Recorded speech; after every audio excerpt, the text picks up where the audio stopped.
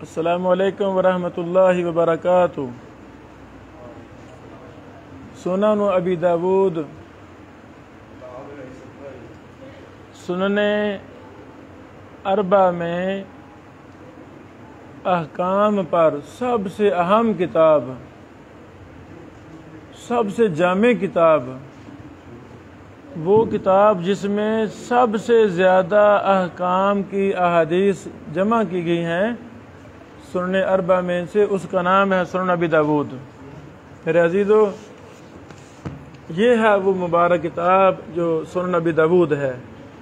یہ ہم انشاءاللہ پڑھیں گے اللہ کی رحمت اور توفیق سے۔ آج کچھ اصولی اور منہجی باتیں کرنا چاہتا ہوں۔ یہ جو میرے ہاتھ میں نسخہ ہے سنن ابی داود کا، یہ اس پر حدیث کا حکم ہے امام ناصر الدین البانی رحمہ اللہ کے، اور اس نسخہ کو تیار کیا ہے فضیلت الشیخ المحدث اسام موسیٰ ہادی صاحب نے۔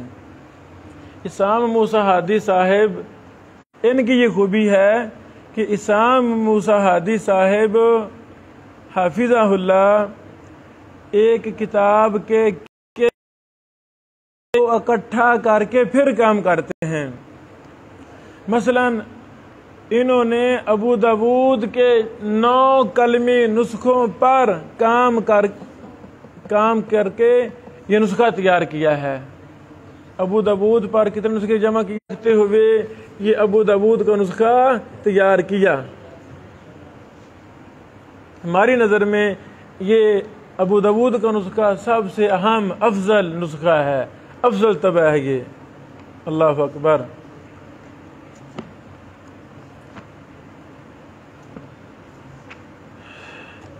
امام ابو داود کا منہج کیا ہے؟ مکہ کے کچھ لوگوں نے امام ابو داود رحمہ اللہ کو خط لکھا تھا کہ آپ نے جو سنن ابی داود کتاب لکھی ہے اس میں منہج کیا رکھا ہے، منہج کیا آپ کا؟ تو امام ابو داود رحمہ اللہ نے ایک رسالہ لکھا تھا، رسالت ابی داود الی اہل مکہ۔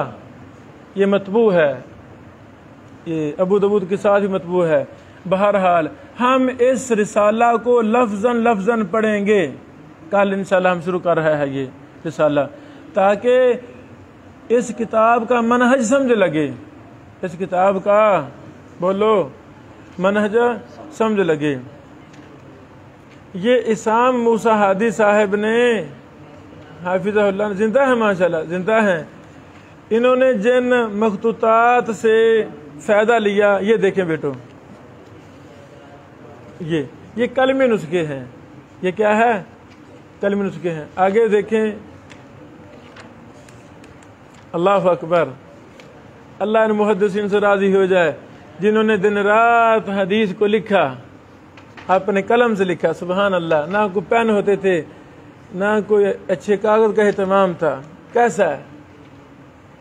وقت نہیں مانتا تھا۔ یہ ابو داود ہے، ہر حدیث کے پہلے حکم لگا ہوا ہے، یہ صحیح ہے کہ ضعیف ہے۔ نیچے جو نسخوں کے اختلاف ہے اسام موسیٰ ہادی صاحب نے ان کی وضاحت کی ہے، ٹھیک ہے۔ اور کہیں کہیں شاذ و نادر شیخ البانی رحمہ اللہ سے اختلاف کرتے ہیں، تو جب اختلاف کرتے ہیں تو اس کے نیچے دلیل بھی لکھتے ہیں کہ میرے استاد نے اس روایت کو صحیح کہا ہے، میرے ہاں یہ ضعیف ہے، تو ضعیف کیوں ہے؟ یہ ہے شیخ البانی صاحب کی مختصر تخریج تحقیق، یہ مختصر کام ہے۔ ابو داود ایک الام بھی ہے، وہ ارواء الغلیل کی طرح صحیح ہے ضعیفہ کی طرح مفصل ایک حدیث پر بات کی ہے۔ وہ نامکمل ہے، آدھی ہے، شاید آدھی بھی نہیں ہے، تو 8-10 جلدوں 10-12 جلدوں میں وہ کتاب چھپی ہوئی ہے، وہ ہمارے پاس نہیں ہے، لیکن شاملہ میں ہمارے پاس ہے، ہم وہاں سے استفادہ کرتے ہیں۔ اللہ کرے ہم وہ کتابیں مل جائے، اللہ ہمیں دے دے تو ہم اس کو بھی آپ کو دکھا سکیں، ڈر کر اس سے بھی ہم استفادہ حاصل کر سکیں۔ بہرحال ایک یہ ہے۔ ابو داود کے حالات تدوین سنت میں موجود ہیں، جیسے صحیح بخاری کے حالات موجود ہیں، اس کے بھی حالات اس کتاب میں موجود ہیں۔ لکھ لو، لکھو تدوین سنت جو ہم نے شائع کی پچھلے مہینوں میں، اس کا صفحہ نمبر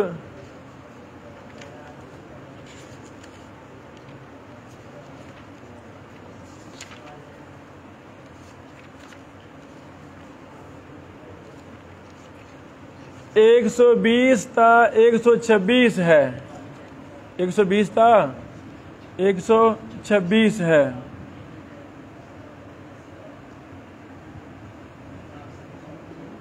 اللہ اکبر۔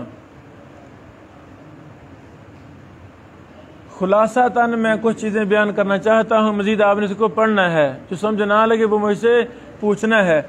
اس سے پہلے میں ایک اور چیز دکھانا چاہتا ہوں۔ غایت المقصود فی شرح سنن ابی داود، یہ ہے وہ مبارک شرح جو شمس الحق عظیم آبادی رحمہ اللہ، جو امام اور محدث تھے، میاں نذیر حسین دہلوی صاحب کے لائق فیق شاگردوں میں سے تھے، انہوں نے یہ لکھی۔ یہ شرح 50 سے زیادہ جلدوں میں تھی، ارادہ تھا لکھنے کا، کافی لکھ لی تھی، کچھ جلدیں گم ہو گئیں، نامکمل لکھی تھی۔ ابھی 3 جلدیں دستیاب ہیں، وہ چھپی ہوئی ہیں، ہمارے پاس ہیں 3 جلد اس کی۔ پھر انہوں نے اس کا خلاصہ نکالا، پھر پوری مکمل ابو داود کی شرح خلاصہ کے انداز میں کی، اون المعبود کے نام سے وہ بھی چھپی ہوئی ہے الحمدللہ۔ یعنی شمس الحق عظیم آبادی صاحب کے 2 شرح ہیں، ایک لمبی اور ایک مختصر۔ یہ جو لمبی شرح ہے، اس کے شروع میں شمس الحق عظیم آبادی صاحب نے ایک بڑا جامع معنی محدثانہ ایک مقدمہ لکھا ہے۔ کیا لکھا ہے؟ بولو، مقدمہ لکھا ہے، لکھ لو۔ یہ صفحہ نمبر 73 تک مقدمہ ہے، شمس الحق عظیم آبادی صاحب کا مقدمہ ہے۔ بڑی بڑی اہم انہوں نے اللمعہ الاولیٰ، اللمعہ ثانیہ، اس انداز میں یہ بحث کی ہے۔ تو کل 6 لمعے ہیں، کل 6 لمحے ہیں۔ پچھلے سالوں میں نے اس پر ایک لیکچر بھی دیا تھا کہ غایت المقصود کا مقدمہ بڑا قیمتی پڑھنے والا ہے، اس سے بھی ہم کچھ فائدہ آپ کو بتا رہا ہے۔ اسی طرح ہمارے پاس ایک شرح ہے الجہد المحمود، شرح سنن ابی داود، فضیلت الشیخ ابو عمار سمیع اللہ بن الحافظ صالح محمد کی یہ کتاب ہے۔ یہ بھی نامکمل ہے، کچھ جلدیں چھپی ہیں، جو چھپی ہیں وہ ہمارے پاس ہیں۔ یہ بھی بڑی مفصل شرح ہے، یہ بھی بڑی ہر لحاظ سے مفصل شرح ہے۔ اس کے شروع میں بھی ابو داود کے منہج پر ایک تفصیلی مقدمہ ہے، ایک تفصیلی مقدمہ ہے۔ ہمارے استاد محترم شیخ ارشاد اللہ قصری صاحب حافظہ اللہ نے کتاب لکھی تھی کتب ستہ اور ان کے مؤلفین، یہ ادارہ علوم عصریہ استاد جی کا ادارہ فیصل آباد کا، وہاں سے چھپی ہوئی ہے لیکن ہمیں ملتی نہیں ہے، لیکن نیٹ پر یہ PDF میں موجود ہے۔ اسی طرح اور بھی کتابوں میں ابو داود رحمہ اللہ کے حالات ملتے ہیں، الحمدللہ بہت زیادہ ملتے ہیں۔ تہذیب الکمال، تہذیب التہذیب وغیرہ، تذکرۃ الحفاظ وغیرہ سب میں موجود ہیں حالات، جس مرضی میں آپ پڑھیں، زیادہ سے زیادہ مطالعہ کریں۔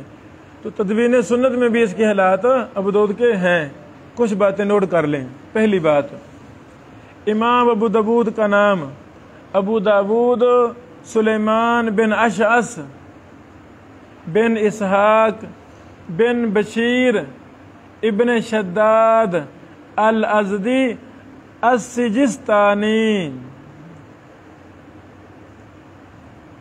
اصل یہ کہاں کے تھے؟ سجستان کے۔ الامام، بہت بڑے امام تھے، محدث البصرہ، بصرہ کے محدث تھے۔ کہاں کے؟ محدث کے۔ شیخ السنہ، سنت کے استاد تھے، سنت کے شیخ تھے۔ پیدا ہوئے 202 ہجری کو اور فوت ہوئے 275 ہجری کو۔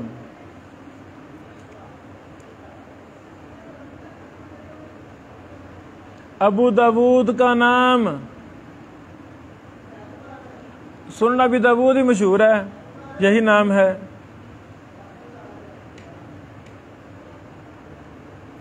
تو اس کا نام تھا السنن، السنن نام تھا، چونکہ لکھی تھے ابو داؤد رحمہ اللہ نے تو سنن ابی داؤد مشہور ہو گئی، السنن للامام ابی داؤد، تو مختصر نام کیا بنا، سنن ابی داؤد۔